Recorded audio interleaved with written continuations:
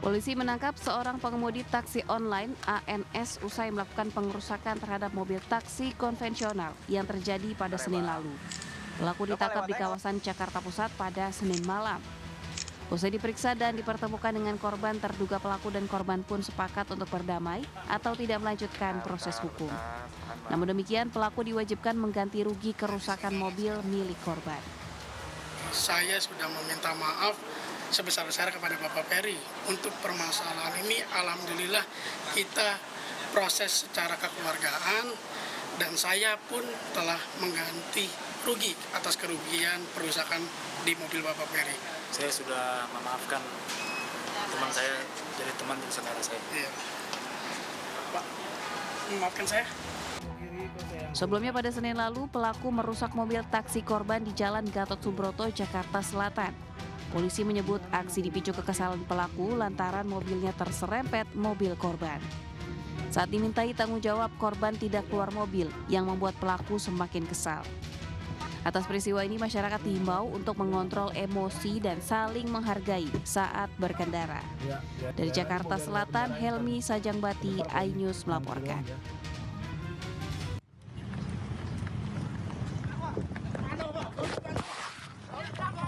Aksi kejar-kejaran ini terjadi ketika Pak Ogah mengetahui kedatangan personel Jatanras. Setelah berhasil ditangkap, Pak Ogah tersebut sempat menangis saat akan dimasukkan ke dalam mobil. Penertiban juga dilakukan kepada Pak Ogah di seputaran Monpera Masjid Agung Palembang. Bahkan Pak Ogah satu ini pura-pura menjadi penumpang dengan bersembunyi di dalam angkot untuk mengelabui petugas. Razia premanisme kali ini menyasar pengamen, jukir liar, Pak Ogah yang dianggap kerap melakukan pemalakan. Sebanyak 16 orang yang diamankan langsung digelandang ke Subdit Jatanras Polda Sumatera Selatan. Razia premanisme dilakukan karena banyaknya laporan masyarakat yang resah atas parkir liar di dua kawasan ini. Dari Palembang, Sumatera Selatan, Firdaus, iNews melapor. Sementara itu, salah satu perusahaan fashion ternama dunia mendapat seruan boikot dari sejumlah negara akibat kampanye koleksi terbaru mereka yang dinilai kontroversial. Promosi yang diperankan model Kristen McMinamy ini dianggap menghina korban agresi Israel di Gaza, Palestina.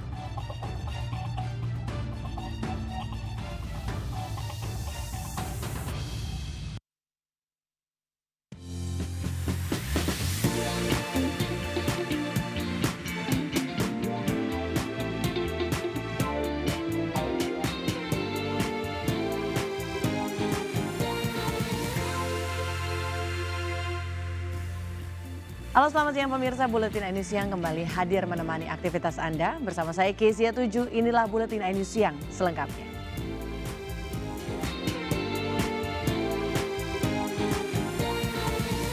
Kita ke informasi lainnya pemirsa, 8 ekor orang utan dewasa dilepas liarkan ke Taman Nasional Bukit Baka, Bukit Raya, Kabupaten Katingan, Kalimantan Tengah.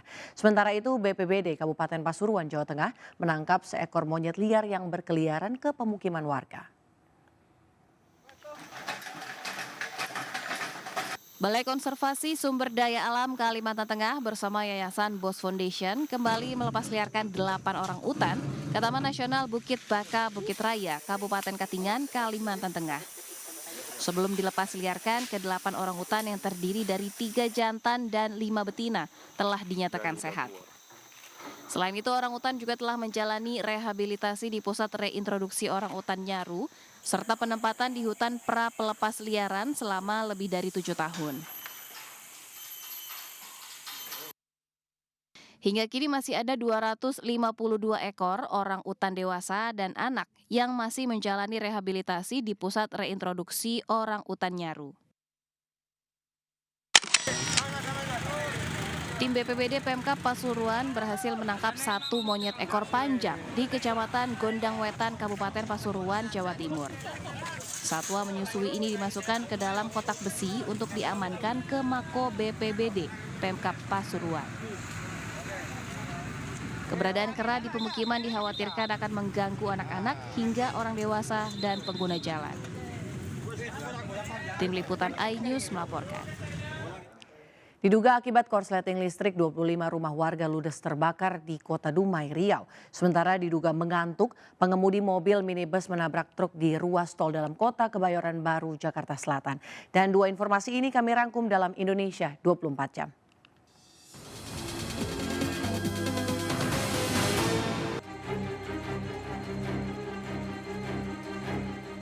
Kebakaran hebat menghanguskan 25 rumah warga di kawasan Petak Panjang, Kota Dumai diduga akibat korsleting listrik.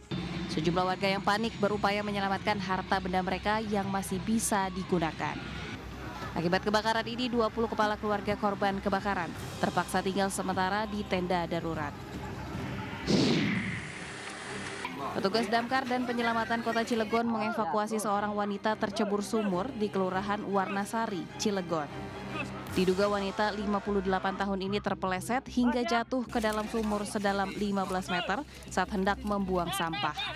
Petugas damkar membawa korban ke rumah sakit akibat luka di bagian kaki dan lengan.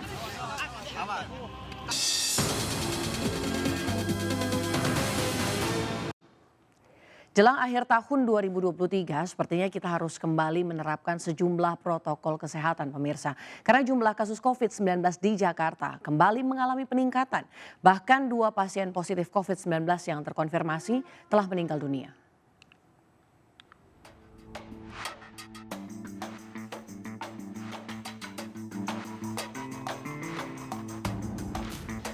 Kasus COVID-19 jelang akhir tahun 2023 di Indonesia kembali mengalami peningkatan. DKI Jakarta salah satu wilayah yang mengalami kenaikan kasus COVID-19 pada bulan Desember ini.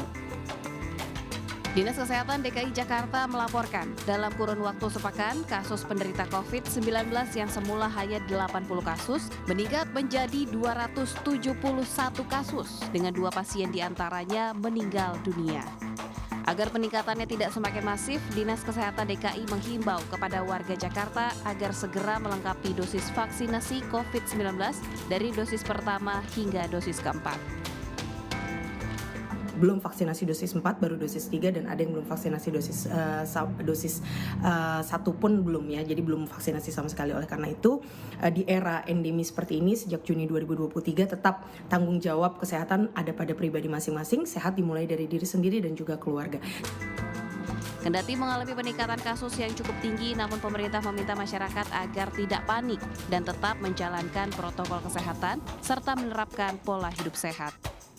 Dari Jakarta, Rani Sanjaya, iNews melaporkan.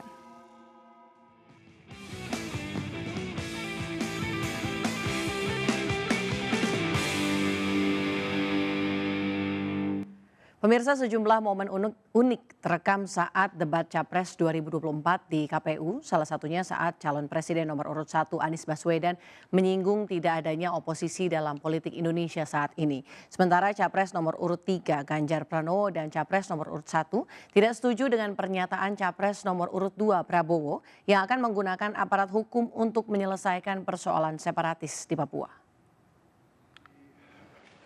Mas Anies ya memang Perubahan mimik Prabowo Subianto menjadi sorotan setelah Capres nomor urut 1 Anies Baswedan menyindir soal keberadaan oposisi. Menanggapi hal ini, Prabowo mengatakan pernyataan Anies terlalu berlebihan dan mengingatkan bahwa Anies dapat terpilih menjadi gubernur DKI Jakarta karena diusung olehnya sebagai oposisi pemerintah saat itu. Prabowo juga mengatakan Anies tidak mungkin terpilih menjadi gubernur jika demokrasi tidak berjalan dengan baik. Sebelumnya Anies menjelaskan 3 hal terkait demokrasi, yaitu kebebasan berbicara, oposisi pengkritik pemerintah, dan pemilu yang jujur dan adil. Anies mengeluhkan saat ini minim adanya oposisi di pemerintahan Presiden Jokowi dan khawatir pemilu yang digelar tidak bisa berlangsung netral, jujur, dan adil. Yang kedua, adanya oposisi yang bebas untuk mengkritik pemerintah dan menjadi penyeimbang pemerintah. saya tidak takut tidak punya jabatan, Mas Anies. Sorry ya.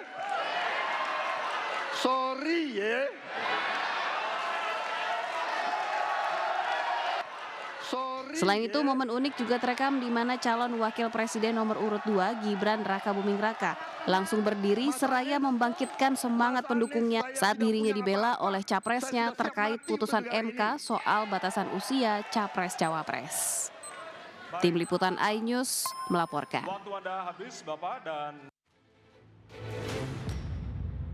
Debat perdana calon presiden 2024 di Komisi Pemilihan Umum KPU berlangsung panas tadi malam.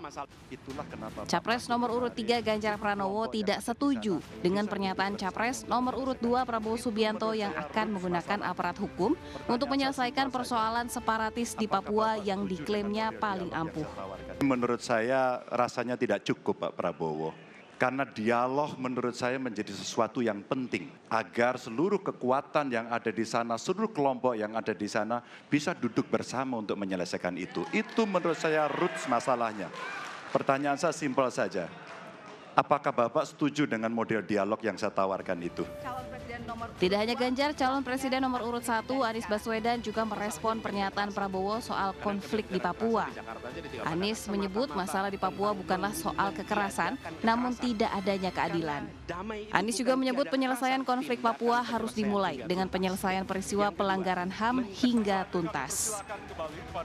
Meski setuju dengan kedua capres lainnya soal dialog dan pendekatan keadilan, Prabowo menegaskan masalah Papua tidak sesederhana yang dibayangkan. Harus kita semua kekuatan. Benar, ya. Dan saya juga setuju. Harus. Tunggu dulu, aku mau jawab.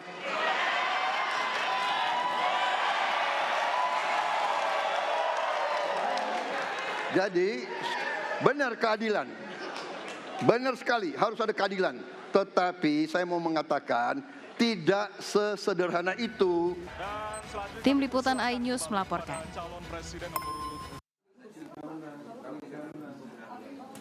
Tampil pada acara debat Capres Perdana, Ganjar dan Mahfud MD kompak menggunakan kemeja putih yang dipadukan dengan kain berwarna gelap. Namun pada kemeja putih yang digunakan kedua Capres-Cawapres ini terdapat tulisan yang cukup menyita perhatian penonton. Pada kemeja Ganjar terdapat tulisan satset di sisi kanan kemeja. Sementara Mahfud MD bertulis tastes yang merupakan bahasa Jawa yang artinya cepat atau segera. Prabowo seolah menanggalkan baju safarinya. Pasangan calon presiden dan calon wakil presiden nomor urut 2 Prabowo Subianto Gibran Rakabuming Raka kompak mengenakan pakaian bernuansa biru saat hadir di debat pertama Capres. Warna biru juga dianggap mempunyai kemampuan untuk menenangkan pikiran serta meningkatkan konsentrasi. Untuk menyampaikan visi dan misi.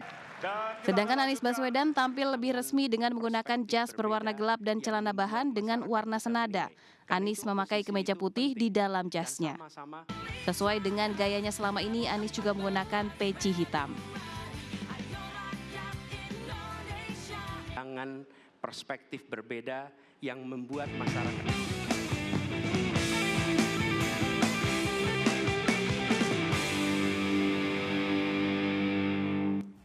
Usai jeda saya akan ajak Anda pemirsa menikmati rawon tanpa kuah di nasi goreng. Seperti apa? Informasinya sesaat lagi di Buletin iNews Siang.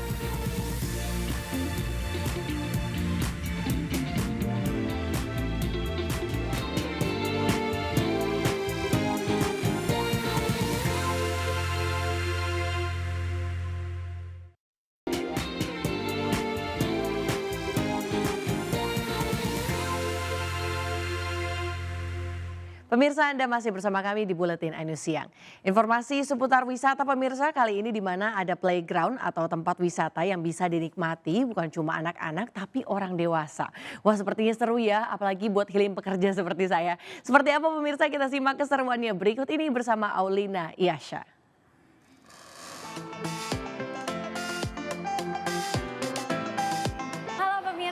Weekend gini pada kemana nih? Weekend gini anaknya kita jalan-jalan dan main-main.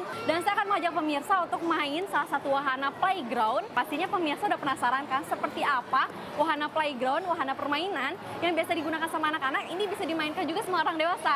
Kalau gitu pemirsa bisa langsung ikut saya, yuk kita lihat aja ke dalam.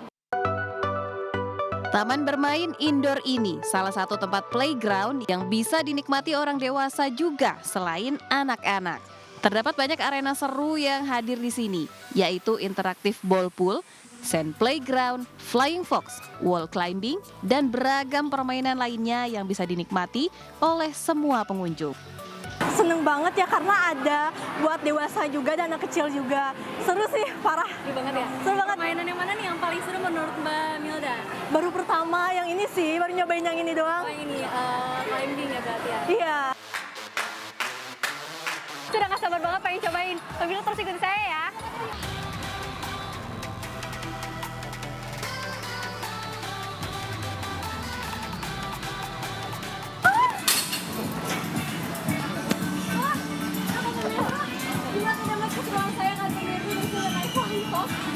Seru banget ternyata kita pokoknya kepastian kemeriahan hari ini. Pemirsa jangan lupa pokoknya datang ke Playtopia yang berada di sekitaran kawasan Senayan Park. Aulina Iyasya di Pomoharom, iNews melaporkan. Pemirsa, nasi goreng merupakan makanan populer di Indonesia. Sementara rawon dinobatkan sebagai makanan terenak di dunia. Nah, bagaimana jika bumbu rawon yang kaya akan rempah dibuat untuk nasi goreng? Lezatnya sepertinya tidak ada tandingan ya. Lalu bagaimana cara mengolahnya? Kita simak bersama pemirsa berikut ini.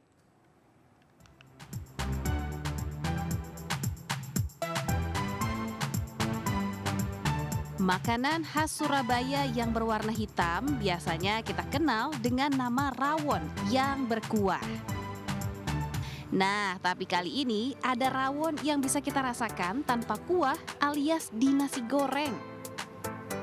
Seorang chef sebuah kafe di Surabaya memadukan bumbu rawon yang kaya rempah kluwek untuk dijadikan bumbu nasi goreng. Cara membuatnya, siapkan dan haluskan bumbu seperti kluwek, bawang merah, bawang putih, ketumbar, merica, kunyit, serai, serta daun bawang. Untuk protein hewani, tambahkan daging sapi. Aduk-aduk-aduk, nasi goreng rawon berwarna hitam pekat siap untuk disantap. Enak banget sih, unik rasanya karena emang biasanya kalau makan nasi goreng kan biasa ya, nasi goreng merah, nasi goreng Chinese. Kalau ini sih unik sih, rasa kayak makan rawon tapi versi lebih gampang dinikmati karena kan kering ya. Di sini kan pakai bumbu rawon, ada telur asinnya, ini sih yang paling bikin beda. Pokoknya mantap. Gurih nggak? Gurih. Munculnya ide memasak nasi goreng rawon karena sang koki ingin memberi warna berbeda dalam masakan nasi goreng yang bercita rasa Nusantara. Jika Anda berminat, Anda bisa memasaknya sendiri di rumah karena cara membuatnya juga cukup mudah. Jangan lupa tipsnya ya, pilih kluwek yang terasa berat saat dipegang dan berwarna hitam pekat untuk menandakan kluwek dalam kondisi bagus, tidak pahit. Dari Surabaya, Jawa Timur, Rahmat Ilyasan, iNews melaporkan. Memang kuliner tanah air tidak ada tandingannya ya pemirsa. Dan informasi tadi sekaligus menandai akhir jumpa kita hari ini. Mari ulurkan tangan Anda untuk berbagi kebaikan kepada sesama bersama MNC Peduli melalui nomor rekening di bawah ini. Atau dengan scan kris berikut melalui aplikasi uang digital Anda. Dan informasi lebih lengkap juga dapat diakses di mncpeduli.org. Saya Kisya Tuju beserta kru yang bertugas pamit undur diri. Selamat beraktivitas, terima kasih dan sampai jumpa.